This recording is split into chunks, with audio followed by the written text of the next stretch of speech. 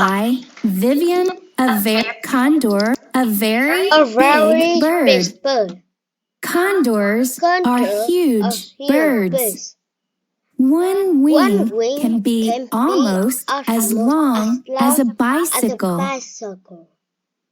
Condor homes. These big birds like wide open spaces. They need lots of room to land. Condors fly high to look for food. They can fly for a long time. Condors live in high places. They dry their wings in the sun after bathing.